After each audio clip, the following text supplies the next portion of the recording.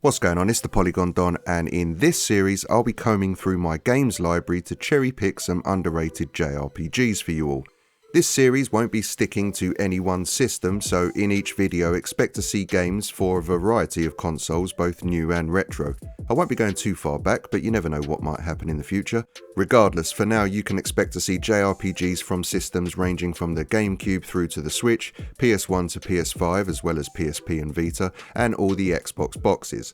There will naturally be some hidden gems dotted throughout the series, but there'll also be some more well-known titles that for whatever reason, I feel didn't get the recognition and love that they deserve. Now with the setup of the series out of the way, let's get down to the fun stuff.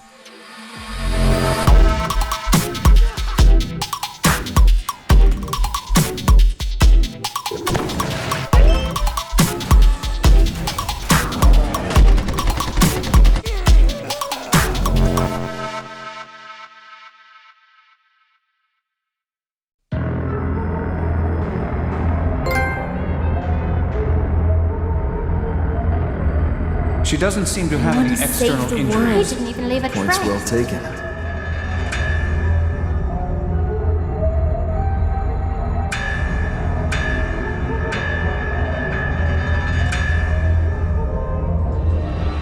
Lost Dimension is a turn-based strategy RPG and visual novel hybrid. Its sci-fi setting, unique combat mechanics, and the Danganronpa style questioning of everyone's true intentions sets it apart from most other games of its ilk.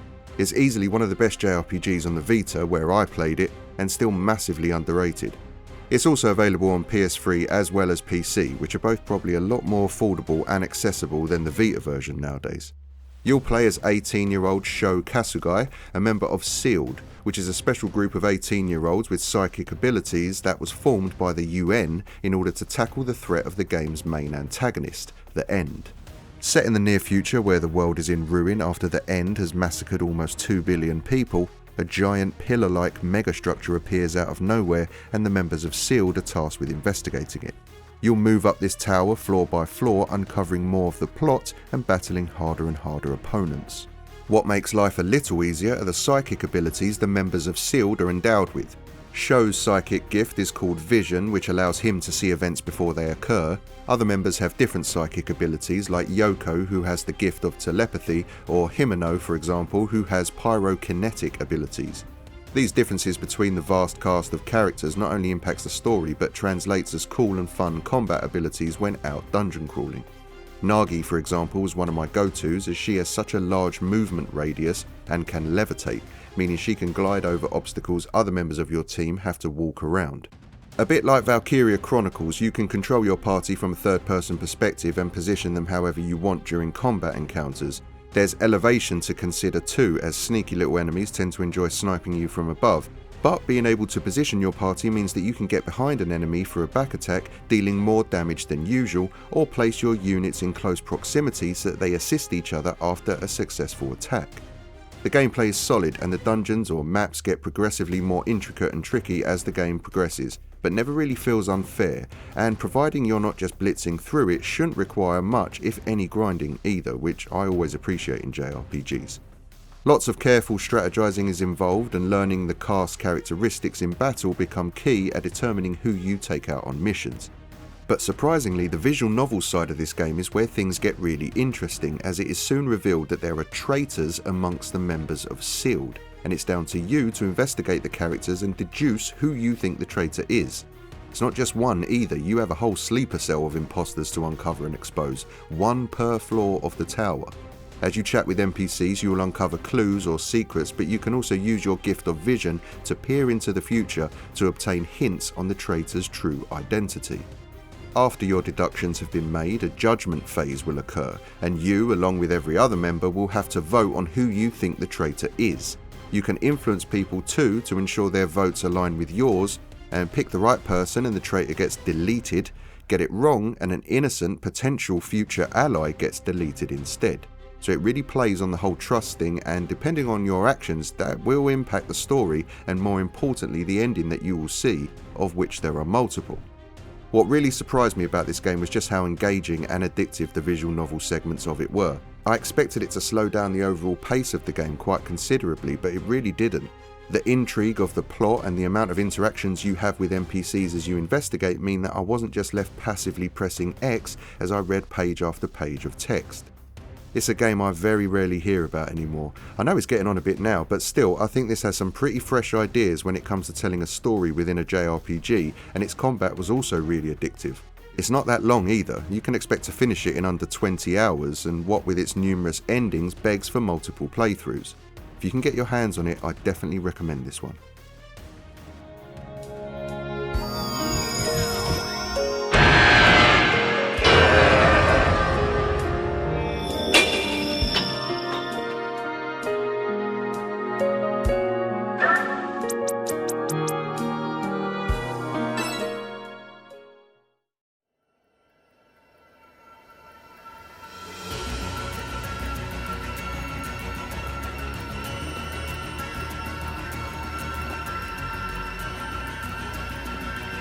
Hey, what in the world? I'm absorbing the power of darkness. 'Cause it looks like we're in for a fight. Right?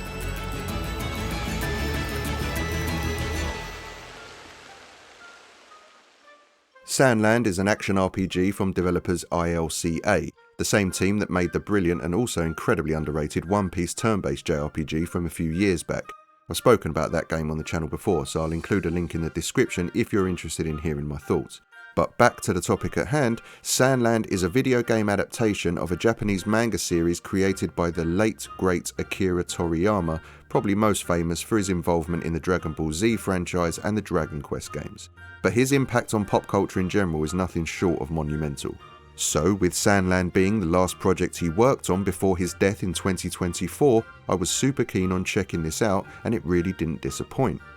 You'll play as the Prince of the Underworld, Beelzebub, who, alongside companions Ro, Anne and Thief, will embark on a huge quest across the desert in search of a legendary water spring. Along the way you'll battle a variety of monsters, both small and absolutely massive, as well as, and it's here where the main hook of the game kicks in, battalions of tanks belonging to an evil king and the shadowy puppet masters pulling his strings behind the scenes. Much like Mad Max, of which this borrows a lot, SandLand's world is for the most part a dry and dystopian desert where water is a rare commodity and mechanical engineering is a very valuable skill to have. Vast expanses of desert baking in the midday sun isn't something you'd want to cross on foot, but thankfully this game provides a massive amount of vehicular alternatives for you to use. It's in a third-person perspective and utilises real-time combat both on foot and in vehicles. Thankfully, in most encounters, you can choose from a wheel to select a vehicle to fight in, as the melee combat did feel a tad weak and repetitive. It's mainly light and heavy attacks, a dodge roll and the occasional special ability, which you'll unlock as the game progresses, but it's the vehicular combat that steals the show, and when I was presented with an option out of the two, I always went with the latter. Not least because the overall melee combat felt a little flat and uninspired, but because the vehicle combat was just that much fun. But while I love the many mechanics this game plays around with, it's the lackluster stealth missions that I could have done without. They took way too long to complete and come with ridiculous fail states. If even one enemy gets a whiff of you, it's mission over and you start from the beginning. This absolutely tanked the pace of the game and was painfully boring to get through. Thankfully, they're not a frequent occurrence, but still, if it were up to me, they never would have made it into the game at all. What the game excels at, however, are the bountiful customization options you have for kitting out and decorating your tanks, cars and bikes, etc. And it's here where the RPG-ness of its mechanics really show off their potential.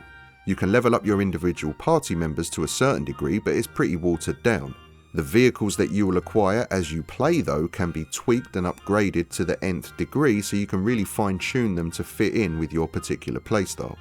It's quite an unusual premise for a game, both narratively and mechanically, and I think it does a pretty fantastic job at conveying both so that you stay engaged throughout its brisk 15 or so hour runtime. What helps is that Toriyama's artwork is beautifully rendered in 3D. The design of some of the vehicles looks so unique and distinctly Toriyama, I really enjoyed unlocking them, as it was always exciting to see what mad new design was going to be revealed next. Some people had umbrage with its look and reported technical issues with pop-ins and frame rate dips, etc., but I didn't notice any of this. Maybe it was all fixed with a patch by the time I got round to it, or maybe it's because I played it on PS5, but regardless, if you were interested in playing this and read that somewhere too, don't let that alone put you off. It's a stunning game in my opinion, and one that gets better looking as you play through its campaign, as narratively, different areas open up with more diverse environment design, so you won't always be looking at beige sand. Also, there's another mechanic in the game that I really enjoyed, and that's the town building aspect. Gradually, you will develop a small town and populate it with NPCs you find out in the world. Most will come in and set up shop too, providing options for you to purchase items, alter your appearance, level up, trade, etc, etc. And while you can't get too granular with the layout of the town, watching it grow and evolve over the course of the game was really rewarding. So there are a few niggles here and there, but overall I found it an incredibly charming and satisfying experience. I just don't get why it feels like this has dropped off the face of the earth. Literally no one speaks about it. It's not even that old. It only came out last year and it already feels like it's evaporated from most people's consciousness. A damn shame if you ask me, but it does mean that, for the moment at least, physical copies for this are pretty cheap. So keep an eye out for it next time you're game hunting.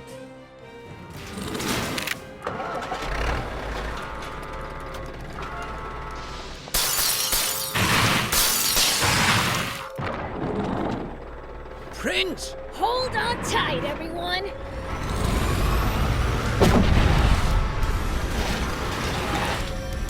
Let's go!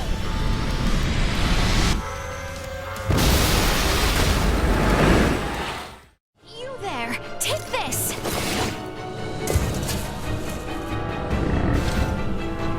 Whoa, lady!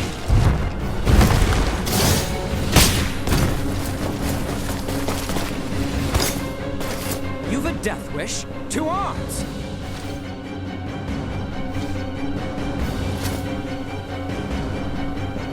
No idea what's going on, but not gonna look a gift horse in the mouth. Aight, let's rumble!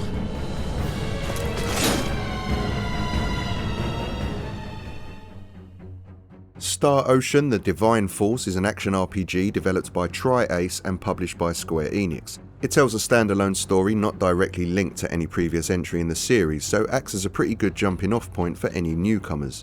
There are still some nods and subtle references to characters from previous entries, but I didn't catch any of them as this was my first Star Ocean game. I've got Second Story R waiting in the backlog, I just haven't got around to that one yet, but as a newcomer to the series, I've got to say I really enjoyed my time with this. To summarise the plot, Beefcake Blonde Boy Ray will be your main protag, and he's the captain of a spacefaring merchant vessel that at the beginning of the game is forced to crash land on a fairly underdeveloped and Middle Ages set planet called Astral.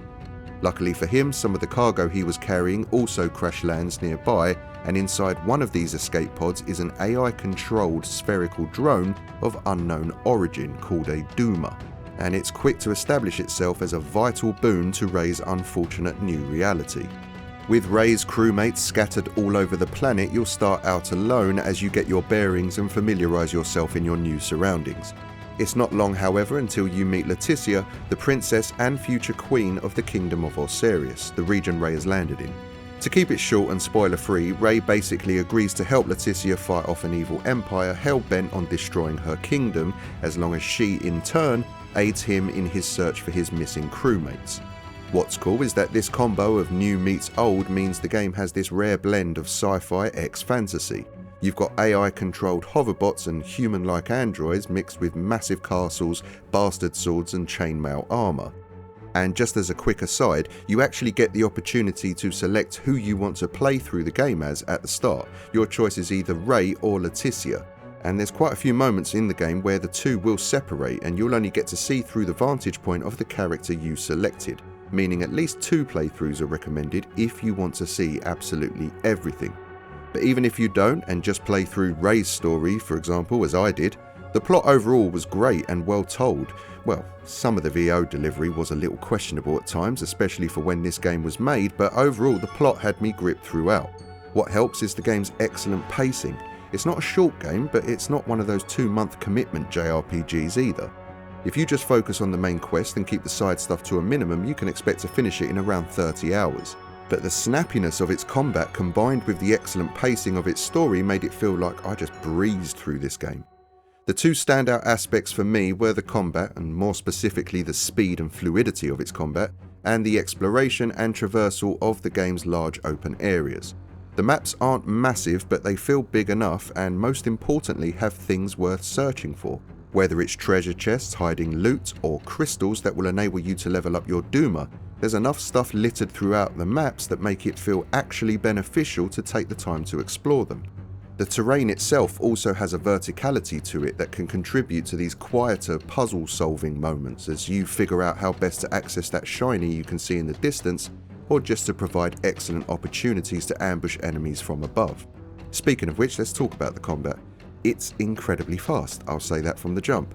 Once combat has been initiated, you'll be darting about every which way thanks to your trusty Duma, as you try to blindside your enemies. Achieving a blindside attack will momentarily stun and lock your opponent in place, allowing you a brief window to wail on them with everything you've got. Enemies also take more damage when in this state, so low-level scrubs go down in a few hits, and the bigger enemies get a good chunk of their health bar eliminated, so it's good to blindside as much as possible in my opinion. The only annoying aspect of the combat for me was the action point system, or whatever it's called in this game. Depending on what attacks you have selected and equipped, there will be times where you'll be spamming attacks and your guy or girl will just be standing there unresponsive as the AP bar has depleted. I know it's not the only game of its kind to do this, but I kinda wish that was just reserved for the more deadly attacks etc. and not the standard attacks as well. You can obviously improve this as the game progresses and it does force you to keep an eye on that bar, but it was a bit annoying as it just broke up the pace of some of the battles for me. There's skill trees for all with branching paths for example, all the good stuff you'd expect, and your party members are all really diverse in terms of abilities and you can switch between them with the press of a button during combat and exploration. Some of their unique attack animations were so OTT, I just loved experimenting with them. Shout out to my guy Midas who literally turns himself into a small nuclear armed rocket, flies up into the sky only to fall back down to earth and absolutely obliterate everything in sight.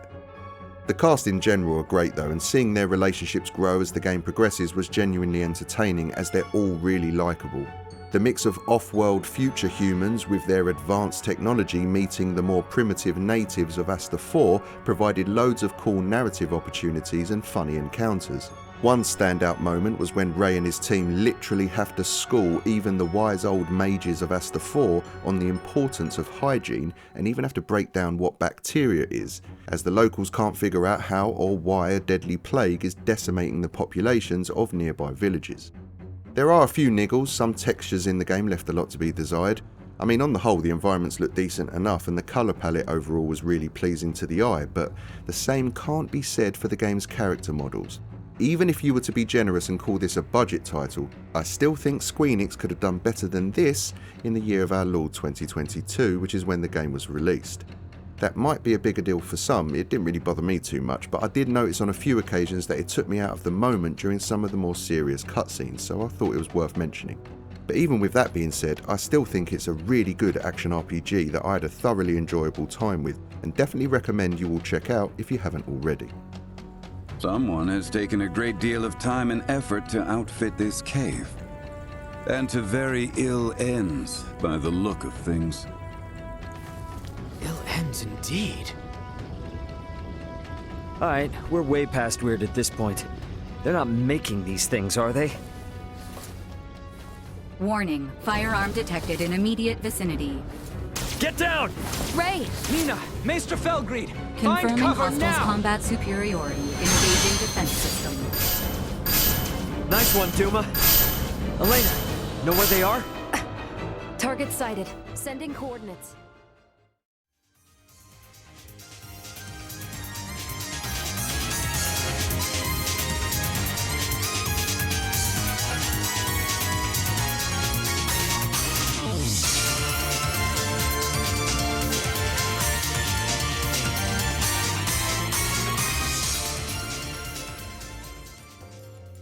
Megaman X Command Mission is a spin-off from the mainline Megaman games. It's the first and only RPG set in the Megaman universe and features some genuinely cool turn-based combat mechanics and an extended look into the world and its characters. Taking place in the 23rd century when a metallic substance called force metal is discovered that revolutionises engineering for Reploids, androids with human-level intelligence. When a force metal mining island is attacked and its riches pillaged, a Maverick Hunter team led by X is sent out in response. Playing as X, you'll recruit and grow a group of Maverick Hunters with the aim of putting a stop to their dastardly plot. For me, this is just a super charming turn-based JRPG. There aren't an abundance of customization options and no individual stats to level up. Each character has one main and two sub-weapons to equip. The sub-weapons are interchangeable between party members, but each character has their own unique main weapon and special attack, or as this game calls it, action triggers. These action triggers are great and really diverse between the cast. They come with excellent animations and with their own mini-games to activate. Some are as simple as just holding down or furiously tapping a button, but others get a bit more creative, like trying to get the best hand in poker or getting 3 of a kind in a Vegas-style slot machine. They're just cool little added extras to the combat that keep things engaging, and depending on your success can dramatically alter the damage output of your attack. Another unique aspect that each character has is the hyper mode that each party member can activate once per battle and last for a set amount of turns. Not only does this have a great animation when triggered and cool new outfit for the character, it also increases health, defense, attack power, and in some cases switches up the action trigger.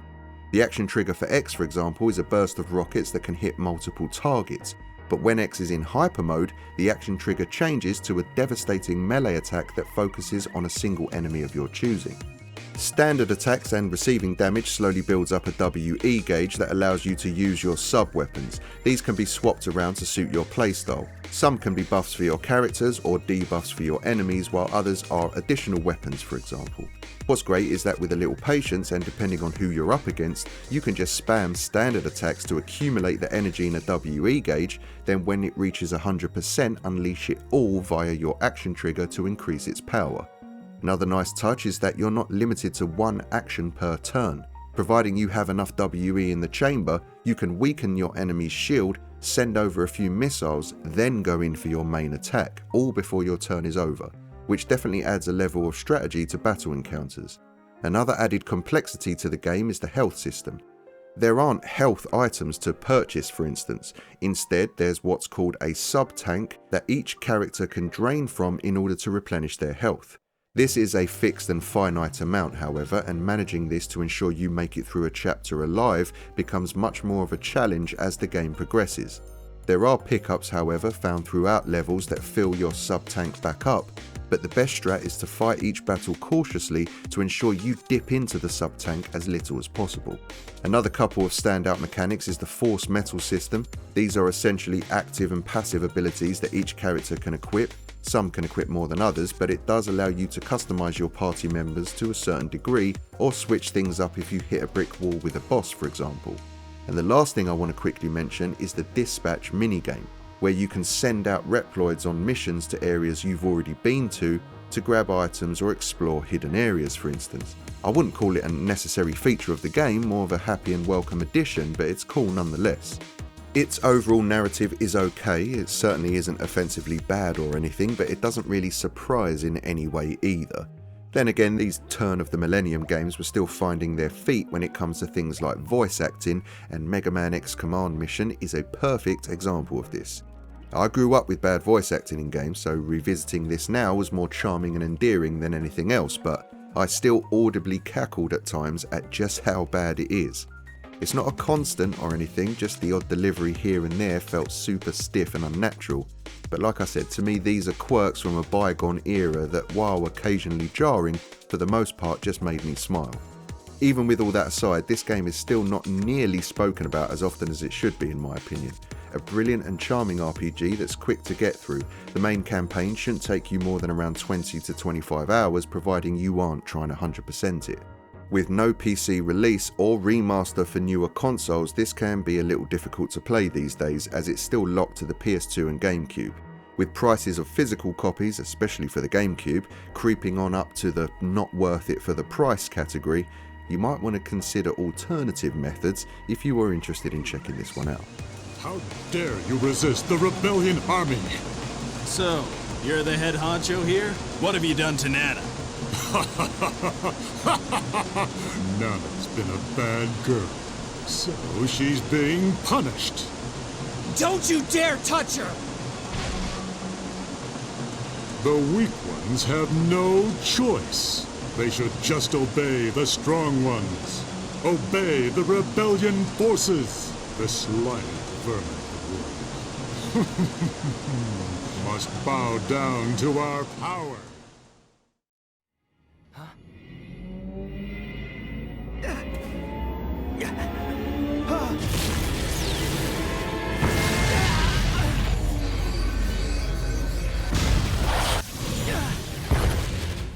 Whether or not Astral Chain from Platinum Games is indeed a JRPG is still up for debate, so this entry does come with a little tiny asterisk. Some argue that because you can't choose dialogue options to shape the story, you don't really play a role necessarily, but there are levelling up mechanics, stats and XP earned through battles, etc. So if it's not a straight up JRPG, it's definitely adjacent to the genre, which is why I'm including it here. Directed by Takahisa Taura, the lead game designer for Nier Automata, and under the supervision of Devil May Cry and Bayonetta series creator Hideki Kamiya, it does have a strong pedigree of Japanese gaming legends behind it, and the quality that they're known for does shine through in how Astral Chain both looks and plays on the Switch. Even replaying it for capture, and at this late stage of the Switch's life cycle, I still think it's one of the better looking games on the system. The enemy and world design in particular really stand out. The human character models do look a little dated these days, but the art direction is still really solid. Another game that's set in a dystopian future Earth where humanity is on the brink of extinction. The last remnants of civilization are gathered on a small man-made structure known as the Ark as they defend themselves from interdimensional beings called the Chimera that are coming to Earth to harvest humanity itself. With numbers dwindling, a special task force has been created whose members can tame, tether and control these beings, allowing them to fight alongside task force members. You'll have the choice of selecting either a male or female twin to play at the beginning of the game, and you'll soon get a chance to link yourself with your very own tamed Chimera, or Legion as they are called once they're shackled.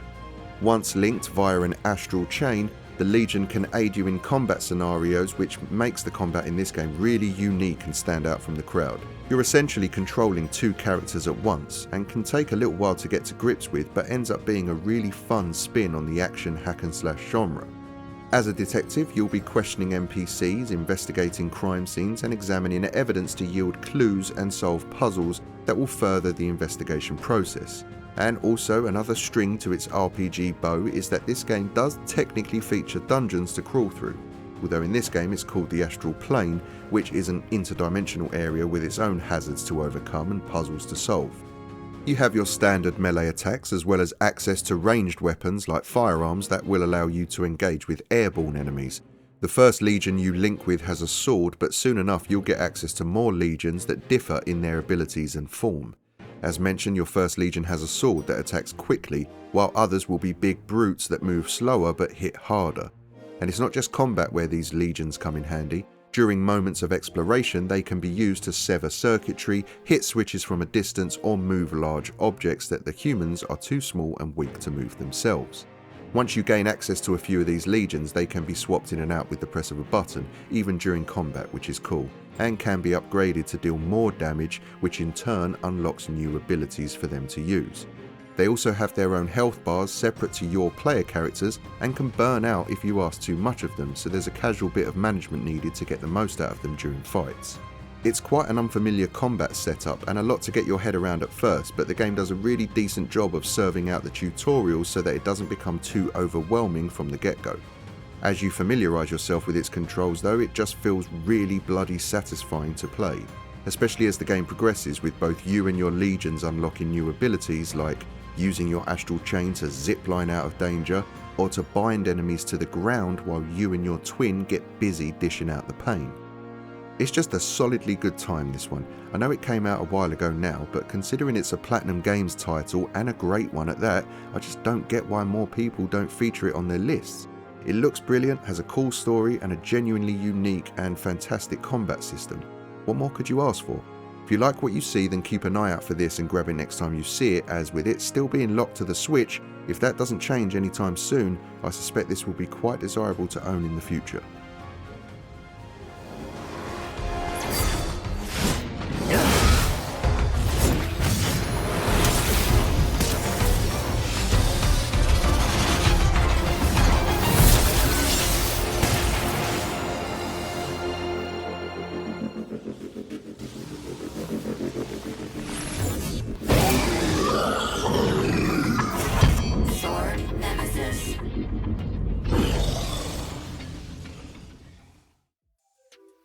Well, there it is guys, the first of many to come in this series.